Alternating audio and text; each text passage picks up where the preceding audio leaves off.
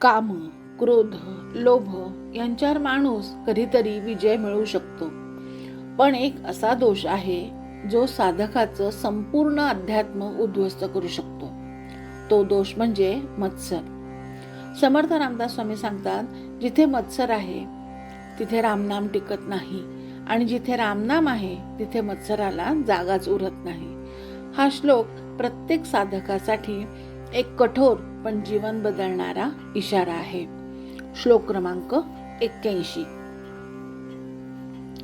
मना मत्सरे नाम सांडू नको हो, अति आदरे हा निजध्यास राहो, समस्तामध्ये नाम हे सार आहे, दुजी तुळना तुळिताही न राहे. जय जय रघुवीर समर्थ. मागील श्लोकात समर्थांनी नाम हे सर्व साधनांचे सार आहे असे ठामपणे सांगितले. आता ह्या श्लोकात ते आणखीन एक महत्वाचा अडथळा दाखवतात, तो म्हणजे मत्सर. काम, क्रोध, लोभ हे दोष उघड दिसतात, पण मत्सर हा शांतपणे मन पोखरणारा दोष आहे. तो दुसऱ्यांच्या जितका त्रास देत नाही त्यापेक्षा अनेक पटीने स्वतःलाच जाळत राहतो.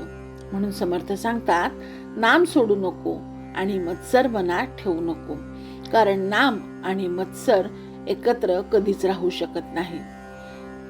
हे मना, कोणत्याही जीवाचा मत्सर करू नकोस आणि कोणत्याही परिस्थितीत राम नामाचा त्याग करू नकोस.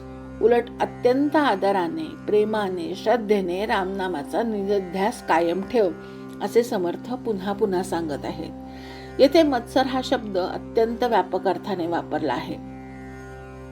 मत्सर म्हणजे फक्त दुसऱ्याचे यश पाहून जळणे नव्हे, दुसऱ्यांचं कौतुक सहन न होणे, एखाद्याचं वाढतं महत्व सहन न होणे, संत महात्म्यांची निंदा करणे, भगवंताच्या भक्ताची टिंगल करणे, दुसऱ्याला मिळालेले यश पाहून स्वतः दुःखी होणे, हे सगळे मत्सराचेच प्रकार आहेत.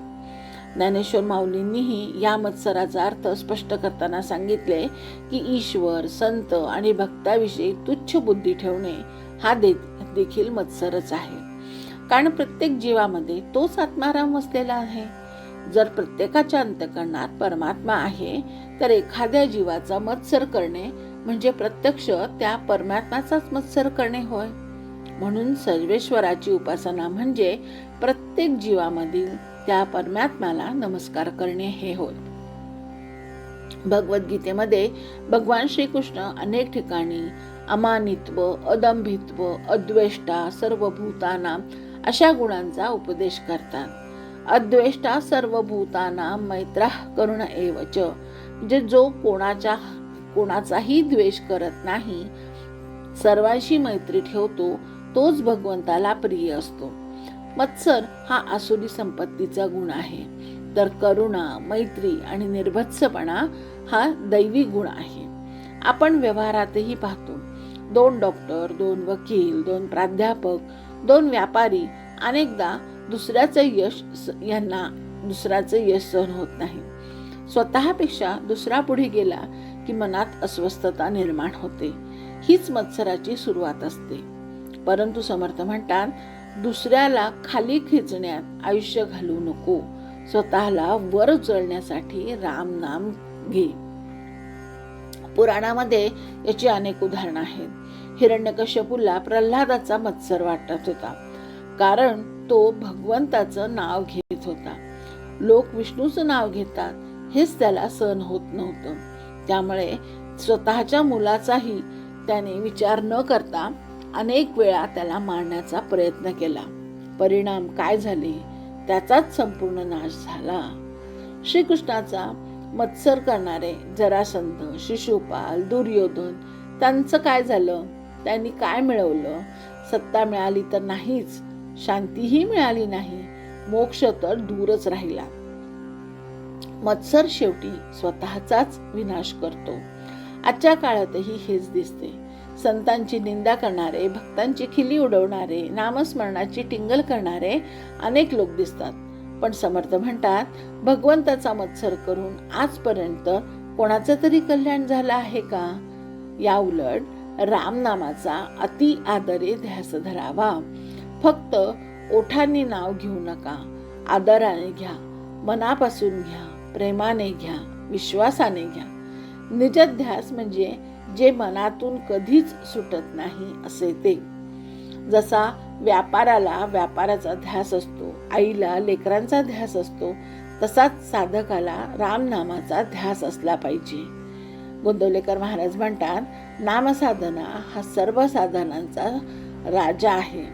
इतर साधनांप्रमाणे वेळ, जागा, परिस्थिती, नियम हे त्याला लागू पडत नाहीत, परंतु नामाला ह्यातलं काहीच लागत नाही. सर्व काळ, सर्वत्र, सर्वांसाठी हे नाम खुले आहे. समर्थ पुन्हा पुन्हा सांगतायत, समस्तामध्ये नाम हे सार आहे. जसं दही घुसळलं की लोणी मिळतं, तसंच सर्व वेद, शास्त्र, पुराण, उपासना, योग, याग, तप यांचा सारांश म्हणजे भगवंताचं नाम हे होय. एकनाथी भागवतामध्ये वारंवार सांगितलेले आहे की कलियुगात नामाइतकं सोपं आणि प्रभावी आयुष्यात दुसरं कुठलंच साधन नाही. नाम इतकं सर्वश्रेष्ठ आहे, कारण प्रत्येक कर्म आधी विचारात जन्म घेतं, विचार शब्दात उतरतो, शब्दातून कृती होते. म्हणजेच प्रत्येक कर्माच्या मुळाशी नाम किंवा शब्द हे आहे. ओंकारातूनच शब्दसृष्टी निर्माण झाली आहे. त्या ओंकारालाच परमात्म्याचा आधार आहे.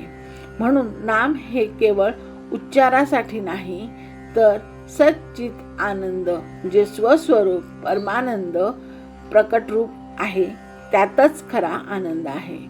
रूप बदलतं, सृष्टी बदलते, देव बदलतो, देह बदलतो, पण नाम मात्र शाश्वत आहे. समर्थ शेवटी सांगतात, दुजी तोल ना तोलिता हीन साहे. राम नामाशी तुलना करता येईल असं दुसरं कोणतंही साधन नाही. कारण इतर साधनं आपल्याला भगवंतांपर्यंत नेतात, पण नाम हे मात्र स्वतः भगवंतच आहे. म्हणून मत्सर सोडा आणि सर्वांमध्ये राम पहा. भगवंताला, रामाला अत्यंत प्रेमाने, आदराने आपल्या हृदयामध्ये जागा द्या. अखंड नामस्मरणाचा निर्धार सोडू नका. जय जय रघुवीर समर्थ. या श्लोकाचा अर्थ मला जसा समजला तसा मी सांगण्याचा प्रयत्न केला आहे. यात जर काही त्रुटी असेल तर क्षमस्व. ह्या श्लोकांप्रमाणेच इतरही श्लोकांचे अर्थ जर आपल्याला जाणून घ्यायचे असतील तर कृपया माझ्या चॅनलला सबस्क्राईब करा. धन्यवाद.